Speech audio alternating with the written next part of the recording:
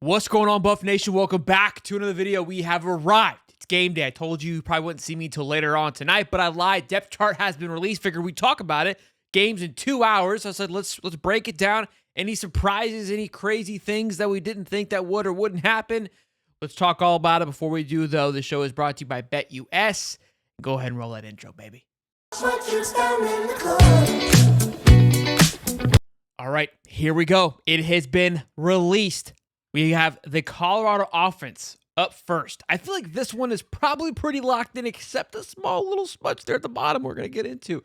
Wide receivers, you see Will Sheppard and Mario Miller in that first 2 slots there. Then Jimmy Horn Jr., Cam Michael, a freshman, mind you, Travis Hunter, then Terrell Timmons Jr., and then starting also with LaJohntay Wester and Drellon Miller. This wide receiver core is ridiculous. Just Will Sheppard, Jimmy Horn, Travis Hunter alone would make it nuts. Then you had LaJohntay Wester, grad, senior, sophomore, senior. Unreal. Absolutely unreal. So we'll see how that all plays out with the passing offense today. We're going to get into the odds of this game here in just a moment and whether or not they will cover the spread that is. Then we get to the offensive line. Obviously, the biggest question mark heading into this offseason. Coming in at left tackle, Jordan Seaton, true as they get. True freshman. Look, I think Jordan Seaton is going to be an absolute treat. We're going to have those first game, I would say, little butterflies, little dust to bop off. I think they're going to attack that as early and as soon as possible, them being North Dakota State, as they should. It's the least experienced player on that line, and I'm excited to see how Seaton holds up. Again, Phillip Houston, transfer that comes in, great backup there as well. Some depth, something they definitely lacked last year. Then we go to left guard, Justin Myers, again, another transfer that came in. Then the center, Hank Zielinski, who is, he's just there. Backed up by Yakiri Walker, who is a transfer. So some more depth that they've had there in quite some time. The right guard, Khalil Benson, backed up by Zach Owens. And then right tackle, Tyler Brown, and freshman Peyton Kirkland. I believe he was a transfer from Texas, if I'm not mistaken. And Tyler Brown, I got flack because I had Tyler Brown in a different position when I did the depth chart months and months ago. A lot of people thought Tyler would be in the center position, but Hank really stepped it up this offseason and won that spot. But not in a bad place to have Tyler Brown just rotate to right tackle with a ton of experience there. Again, Tyler Brown came with Coach Prime from Jackson State. And then we got tight end, Mr. Smalls there, Sam Hart and Charlie Williams, 1, 2, 3. Quarterback, do I need to say it? Shedeur Sanders, but running back, here we go. We heard it all offseason. We've been talking about it. Charlie O getting the nod. Walk-on running back with the start. But again, a very thick room with Dalen Hayden, Micah Welch. We've heard a lot of great things about Brandon Hood as well, true freshman coming in. Dalen Hayden, the transfer from Ohio State, had a great freshman campaign. Not great, he had some injuries, but a solid freshman campaign. So that running back room, definitely there's a lot of talent in there. And I think starting the ball with Charlie O, a very experienced back, it's going to be really fun to watch here at 8 o'clock. Now, let's get into, before we dive into the defense, let me ask you, I want to know in your comment sections, any surprises here on the offensive line or exactly how you thought it would be? And again, when you look at these names, the wide receiver core alone is insane to me. Tight end room, the offensive line, there is depth that has not been there in the past. It's going to be interesting to see how it holds up, how they perform, how they're synced up tonight. And then again, Shedeur Sanders, I mean, you know what you get with Shedeur Sanders. So we're really excited to see what he does.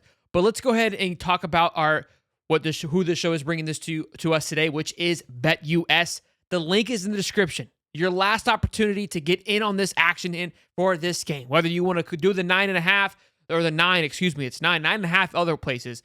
BetUS has phenomenal odds favoring the better, whichever way you decide to go, or the over-under. I talked about this in the last show with the helmet comms, things like that. Is 58 in the books? I like 58 here. I think game 1 in Colorado, I think it's going to be absolutely berserk. You got to think the Buffs are going to put up 30 to 35, maybe 40. So does that mean North Dakota State puts up 18? Now that I'm talking and saying it out loud, maybe there isn't there. If we're thinking Colorado makes this huge jump and leap on this defense, you think they hold North Dakota State to 14, maybe 20, right? I think Colorado's going to get over 30. That's not a question in my opinion. But if it's 31-21, that's another 58. That's an interesting one there, boys and girls. And when you use the link in the description for your first 3 deposits, you get back 125%. Okay, up to $2,000 for your first 3 deposits. So go ahead and check that link out. Let's get in all the action. We're playing with BetUS all season long. You can make in-game bets as well. I mean, it's phenomenal. You can also go gamble, do all kinds of things with BetUS. So they are sponsoring us all season long. Now let's talk about the defense. Samuel Okinola, transfer from Pitt at defensive end, then D tackle Shane Cokes, then DT, another defensive tackle, Janozi Nakwe, and then a defensive end. This is what I love here. This D in here. Deion Hayes backed up by BJ Green.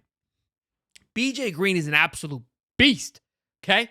Deion Hayes is a sophomore transfer from Pitt alongside Samuel Okinola. These two young men, when they came to the Buffs, these guys are going to be absolute dogs. Okay? They're going to be terrorists on that line. This defensive line is completely revamped. It is going to be absolutely insane to watch how this thing unfolds. Again, BJ Green being backed up by Deion Hayes is a compliment to how insane that defensive end position is coming in with Arden Walker as well, too. So, again, depth and quality, something that I think it definitely did not have last year. Then we got Trevor Woods and Levante Bentley, the two inside starting linebackers.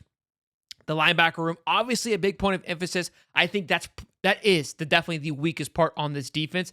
Not to say that it's weak, but out of the entire defense, that probably is the one with the biggest question mark of where it's headed. Because we know this secondary, all right, it's a no-fly zone.